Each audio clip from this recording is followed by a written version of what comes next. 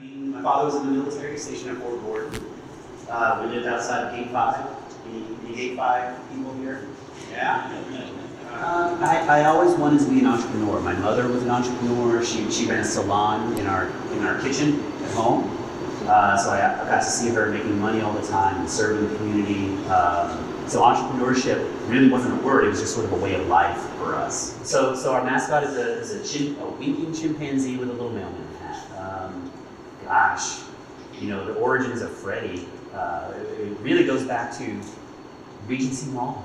Here in there was like a booth that sold these puppet monkeys.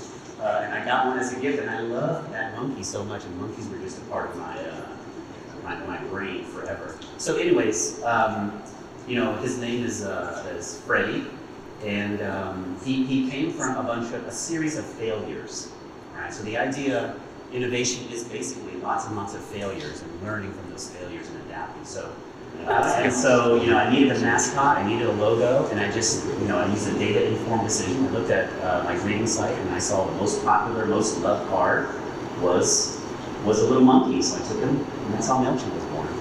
Okay, so real work happens with small teams, meeting with customers, and building and designing cool stuff. That's where the work happens. That's, where the rubber meets the road. That's where innovation and creativity happens. But I took the philosophy my father taught me, love what we do, and then new opportunities arise from that. So it's backwards, it's really important. Okay, so, and I live by that philosophy now. Chaos, I just sort of say that's where the innovation is. It's like you always have to have a little bit of chaos, but if you can embrace the chaos, you can become extremely successful. Absolutely love that. So you mentioned your father a few times. Would you say that he is the most entrepreneurial influence in your life? I would say it's a combination. I mean, watching my mother every day serve, the neighborhood, all the other mothers coming in to get their hair done. It sort of gave me a view of entrepreneurship as just a way of life. Life is like you're here and you have a goal that's here. You think it's going to be a straight line, that's what you want. Life is this. And you're always going to feel like you're off track, but as long as you're pointing up and you're gaining elevation and you're getting there, that's what you got to do. So that's what I would share with everybody. Like just keep pushing, keep trying. I would say, if you're going to become successful, remember where you came from. A little bit about my founder and how that happened. I would highly recommend, if you have a business idea, get a good partner. I think we were like yin and yang. We balanced each other out really well. I was a little bit more salesman, so I would love to go out there and get projects that were $20,000, $30,000. I could sell clients on it. But after they paid me, and if they called me again, I'd say, "Who are you again?" I wasn't really good. I wasn't a good relationship person. I like things, not necessarily people, right? My partner is a people person. He could talk to those clients. They would send him gifts. He remembered their kids and their dogs' names, and he could get more revenue from those clients. And so we hit it off early.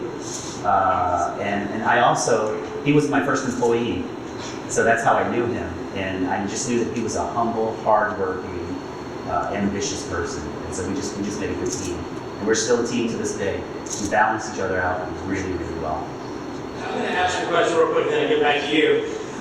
You talked about teams and groups a fair amount here today. Can you talk about the role of collaboration in building teams, what it's like to build a team and work with others, and how important that is to innovation? I would say what really helped us in the early days was small teams. I mean, I think Jeff Bezos has like a 1 pizza rule or a 2 pizza rule. So if you take more than 1 or 2 pizzas to feed a team, it's too big already. It's a team of like really innovative and creative people who can riff off each other.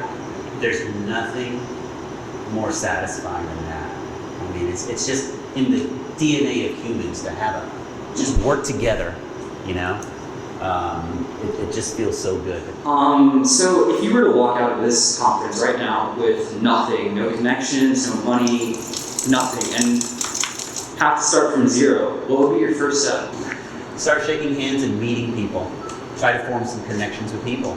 Well, before we wrap it up, I want to say thank you to the students who are filming this today. These are filmmaking students from AU. This is not professional staff. These are students who work within our TVC lab. Tim Williams, where are you?